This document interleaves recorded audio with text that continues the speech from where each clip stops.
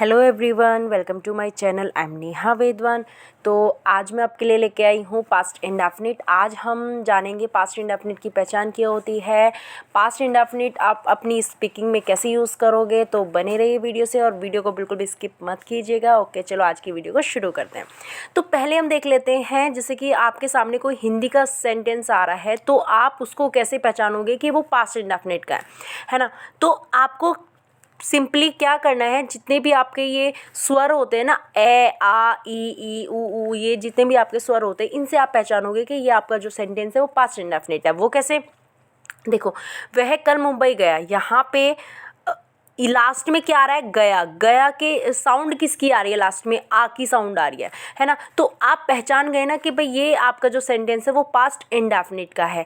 लेकिन अगर बात आती है स्पीकिंग की, ये तो आ गई आपकी ट्रांसलेशन की बात कि आपको हिंदी से इंग्लिश ट्रांसलेट के लिए आप इसको ऐसे पहचानोगे। लेकिन अगर आपको कुछ बताना है कि आप किसी घटना के बारे में बताना चाहते हो जो कि पास्ट में घटित हुई है, या फिर आप कहीं घूमने गए थे और आप किसी को आके बता रहे हो कि वहाँ पे आपने ये किया वो किया, तो आप ऐसे अगर बताने के लिए आप पहले अपने मन में हिंदी सोचोगे, उसके बाद आप उसका इंग्लिश में ट्रांसलेशन करोगे, तो आप स्पीकिंग बिल्कुल भी नहीं कर पाओगे। इट मीन्स, मेरा कहने का मतलब ये है कि आपको इंग्लिश में ही सोचना पड़ेगा, उसके लिए आपको हिंदी में बिल्कुल भी नहीं सोचना है। अगर आप इंग्लिश में बोलना चाहते हो, ठीक है, तो बिना आपको क्या है, अगर आप सेंटेंस रटोगे, आप स्पीकिंग के लिए मैं ज़्यादातर देखती हूँ कि वो क्या होता है कि हम इस सेंटेंस को रटते हैं। लेकिन अगर आप ग्रामर से इंग्लिश सीखोगे तो आपको ना तो रटने की ज़रूरत है और आपको समझ के बहुत अच्छे से इंग्लिश स्पीकिंग कर सकते हो। ओके, तो आपको करना क्या है उसके लिए, तो मैं आपको पहचान बता चुकी हूँ। अगर आप ट्रांसलेशन कर रहे हो तो आप ये बहुत अच्छे से कर सकते हो। आपको सिर्फ अपने जो आपके स्वर होते हैं इनको देखना है, लास्ट में इनकी साउंड आने वाली है पास्ट इंडेफिनिट के लिए।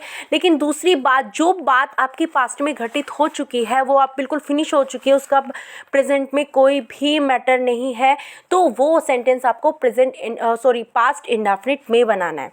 ठीक है, अब आप जैसे कि कहीं घूमने गए तो आप वहाँ के बारे में बात कर रहे हो, तो जिसके बारे में आप बता, सपोज करो आप ही गए हो और आप अपने बारे में, सब्जेक्ट कौन हो गया, सब्जेक्ट आप हो, तो आप अपने लिए क्या यूज़ करोगे, आई यूज़ करोगे, है ना। फिर उसके बाद जो भी आपकी जो हेल्प, जो आपकी वर्ब आने वाली है, उसको बस आपको करना क्या है, आपको उसकी वर्ब की सेकंड फॉर्म का यूज़ करना है, बाकी आपको कुछ नहीं करना है। उसके बाद जो भी आपका ऑब्जेक्ट है, वो जो बच जाता है सेंटेंस का, वो आपका ऑब्जेक्ट होता है, वो आपको यूज़ करना है। तो इट मीन्स आपको स्पीकिंग अपने टेंस के साथ साथ अपनी स्पीकिंग को बहुत अच्छे से कर सकते हो। तो चलिए देखते हैं। देखो, तो सब्जेक्ट प्लस वर्ब की सेकंड फॉर्म, पास्ट इंडेफिनिट में हमें किसका यूज़ करना है, वर्ब की सेकंड फॉर्म का यूज़ करना है। जैसे कि हमारी 3 फॉर्म होती है, first form, second form and third form. तो पास्ट इंडेफिनिट में हमें किसकी फॉर्म का यूज़ करना है, सेकंड फॉर्म का यूज़ करना है। एंड प्लस में आपका ऑब्जेक्ट, जो भी बच जाता है वो आपका ऑब्जेक्ट होता है। ठीक है, जैसे कि वह कल मुंबई गया, तो वह कल मुंबई गया में आपको, अगर आप हिंदी से देख रहे हो तो लास्ट में साउंड आ रही है, आ की, पास्ट इंडेफिनिट हो गया। तो अब लेकिन आप बात पास्ट की तो बता रहे हो ना, तो वह गया, किसके बारे में बात हो रही है, वह हमारा क्या है, थर्ड पर्सन सिंगुलर है ना। थर्ड पर्सन सिंगुलर है तो आपको अगर लड़का है तो ही लगाना है, लड़की है तो आपको शी का यूज़ करना है, तो हमने लगा दिया। उसके बाद आपको देखो, गया, गया इट मीन्स जाना, जाने को इंग्लिश में क्या बोलते हैं, गो बोलते हैं। गो हमारी वर्ब की फर्स्ट फॉर्म है, गो की सेकंड फॉर्म क्या होती है, वेंट। जैसे कि मैं अभी आपको बता चुकी हूँ, हमें पास्ट इंडेफिनिट में सिर्फ और सिर्फ क्या यूज़ करना है, वर्ब की सेकंड फॉर्म का यूज़ करना है पॉजिटिव सेंटेंस में।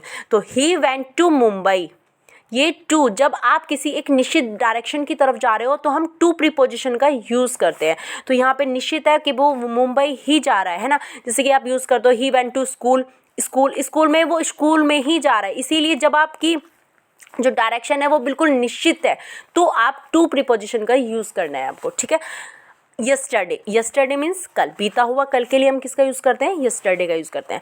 तो अगर आपको, तो ये आपको समझ में आ गया होगा, सब्जेक्ट प्लस वर्ब की सेकंड फॉर्म है ना, वर्ब की सेकंड फॉर्म, और जो आपका बच जाता है वो आपका क्या होता है, ऑब्जेक्ट होता है। ठीक है, अब यहाँ पे देखो, जैसे कि मैं आपको, चलो ये बाद में बात करते हैं। मैंने कल एक किताब लिखी, मैंने कल एक किताब लिखी, लास्ट में अगर साउंड से देखो तो ई की साउंड आ रही है ना।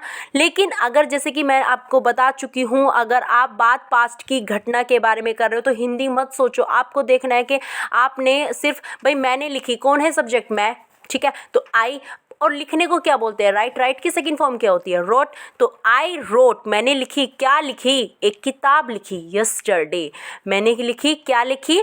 एक किताब लिखी। कब लिखी? वो कल लिखी थी। तो आपको समझ में आ गया होगा, बिल्कुल क्लियर हो गया ये पॉइंट आपका। तो अब आपको कैसे उसमें आना है, जैसे आप कहीं घूमने जा रहे हो या किसी घटना के बारे में बता रहे हो, तो आपको हिंदी नहीं सोचनी है। अगर आपको इंग्लिश में बात करनी है तो आपको उसके बारे में हिंदी बिल्कुल भी नहीं सोचनी है। आपको डायरेक्ट अपना क्या करना है, सब्जेक्ट लेना है, उसकी फॉर्म जो भी आप बताना चाह रहे हो, गए या फिर कुछ किसी के भी बारे में जो भी आपकी एक्शन है वो आपका सेकेंड फॉर्म में लेना है। उसके बाद आपका ऑब्जेक्ट ले लेना है और अपना जो स्पीकिंग है वो अपनी शुरू करनी है। ठीक है, तो आपको पहचान भी होगी जो काम पास्ट में बिल्कुल पूरी तरह से फिनिश हो चुका है उसके बारे में जब आप बताओगे तो वर्ब की सेकंड फॉर्म का यूज़ करके सब्जेक्ट प्लस वर्ब की सेकंड फॉर्म प्लस आपका ऑब्जेक्ट। ठीक है, नेक्स्ट देख लेते हैं। वैसे तो मैं आपको बता चुकी हूँ सारे ही सेंटेंस को निगेटिव कैसे बनाया जाता है। तो जैसे कि हम पास्ट इंडेफिनिट पढ़ रहे हैं तो हम पास्ट इंडेफिनिट में भी एक बार देख लेते हैं। तो निगेटिव बनाने का सबसे सिंपल है, चाहे आप टेंस कोई भी हो उसकी आपको हेल्पिंग वर्ब लेनी है, प्लस में आपको नॉट लगा देना है, दैट्स ऑल। आपको और कुछ भी नहीं करना है। चाहे सेंटेंस प्रेजेंट इंडेफिनिट का हो तो उसकी हेल्पिंग वर्ब क्या होती है? डू या डज। आपको उसके जस्ट बाद क्या लगा देना है? नॉट। बन गया आपका पॉजिटिव से नेगेटिव सेंटेंस। अगर आपका सेंटेंस फ्यूचर में है तो फ्यूचर की हेल्पिंग वर्ब क्या होती है? विल या शैल। उसके बाद आपको क्या लगा देना है? नॉट लगा देना है। बन गया आपका नेगेटिव सेंटेंस। तो अब बात यहाँ पे देखने की है कि आप यहाँ पे डिड के साथ आपको यहाँ पे जो पास्ट इंडेफिनिट की जो हेल्पिंग वर्ब होती है वो होती है डिड, और डिड के बाद आपको लगाना है वर्ब की फर्स्ट फॉर्म। डिड के बाद आपकी क्या आनी है? वर्ब की फर्स्ट फॉर्म का आपको यूज करना है। देखो, शी डिड नॉट गो, अब यहाँ पे वेंट नहीं आया, हमने वर्ब की सेकंड फॉर्म का यूज नहीं किया है, क्योंकि डिड के साथ आपको आंख बंद करके वर्ब की फर्स्ट फॉर्म का यूज करना है। जैसे कि आपने देखा होगा कोई भी क्वेश्चन होता है, क्वेश्चन आपका जैसे कि व्हाट डिड कुछ भी अगर आ रहा है तो डिड के साथ आपको वहाँ पे वर्ब की फर्स्ट फॉर्म का ही यूज मिलेगा। लेकिन जब आपको उसका आंसर करना होता है तो आपको सिर्फ और सिर्फ क्या करना होता है? उसकी वर्ब की जो फर्स्ट फॉर्म है उसको सेकंड फॉर्म में चेंज करना होता है, क्योंकि आंसर हमारा किस में होता है? पॉजिटिव में होता है ना, वो आपका इंटेरोगेटिव में नहीं होता है। या फिर ठीक है, आपको समझ में आ गया? अगर निगेटिव में हो सकता है लेकिन आपका इंटेरोगेटिव में नहीं होगा। निगेटिव में होगा तो भी हमें डिड का यूज़ करना है, तो आपको वहाँ पे वर्ब की फर्स्ट फॉर्म का यूज़ करना होगा। ठीक है, तो she did not go to Mumbai yesterday, वह कल मुंबई नहीं गई, है ना। सेंस अगर हिंदी से देखोगे तो लास्ट में साउंड एक ही आ रही है, लेकिन अगर आप पास्ट की घटना के बारे में ही तो बता रहे हो तो आपको सिंपली क्या करना है? शी और हेल्पिंग वर्ब हमें पास्ट इंडेफिनिट की पता है, डिड है, तो डिड के बाद हमने नोट लगा दिया, go to Mumbai yesterday. Okay, next देख लेते, आई डिड नॉट राइट। यहाँ पे भी हमने राइट डिड के साथ वर्ब की फर्स्ट फॉर्म का यूज़ किया, राइट का यूज़ किया, रोट नहीं लगाया यहाँ पे हमने। अब book yesterday. I did not eat food जो भी है आपका यस्टरडे लगाओ या नहीं भी लगाओ, ठीक है। तो I did not eat food yesterday, तो आपको नेगेटिव सेंटेंस बनाना है पास्ट इंडेफिनिट में। सिंपली आपको क्या करना है? डिड के बाद आपको डिड के बाद आपको नॉट लगा देना है और वर्ब की फर्स्ट फॉर्म का यूज़ करना है डिड के साथ। आंख बंद करके आप डिड के साथ वर्ब की फर्स्ट फॉर्म का ही यूज़ करोगे, चाहे आपको जो आपका सेंटेंस है आपका नेगेटिव हो चाहे वो इंटेरोगेटिव हो। ठीक है, नेक्स्ट देख लेते हैं।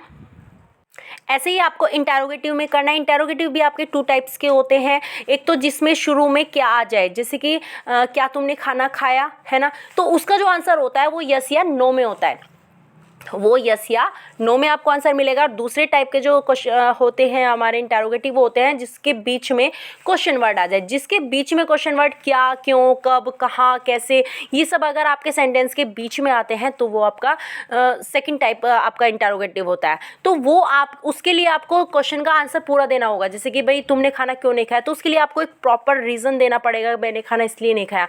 यस या नो में आपको आंसर देके उसका काम नहीं चलने वाला है। तो इसको आप कैसे बनाने वाले, उसकी जो स्ट्रक्चर है वो कैसे होने वाली है वो देख लेते हैं। इसके लिए आपको करना क्या है?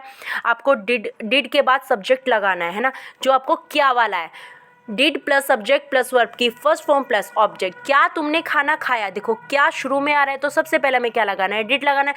Did you eat food yesterday, मैंने यस्टरडे लगा दिया अगर आप यहाँ पे, लेकिन ये कल की बात नहीं हो रही है। डिड यू ईट फूड, क्या तुमने खाना खाया, तुमने खाना क्यों नहीं खाया। अब यहाँ पे देखो इंटेरोगेटिव भी सेंटेंस है और नेगेटिव भी है, interrogative plus negative.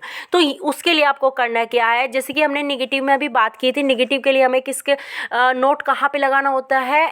Helping verb के बाद। यहाँ डिड होती है हमारी हेल्पिंग वर्ब, लेकिन अगर आपका सेंटेंस इंटरोगेटिव है तो आपको हेल्पिंग वर्ब के बाद आपको नोट नहीं लगाना है, आपको नोट लगाना है सब्जेक्ट के बाद। बात किसकी हो रही है? सब यू की, है ना। तो यू के बाद हमने नोट लगाया, why did you not eat food. Got it. तो आपको ये वीडियो समझ में आ ही गई होगी, पास्ट इंडेफिनिट आपका क्लियर हो गया होगा। नेक्स्ट वीडियो में हम आपको थोड़ा स्पीकिंग के शेड्यूल के बारे में बताएंगे। तो मिलते हैं नेक्स्ट वीडियो में। Okay, bye.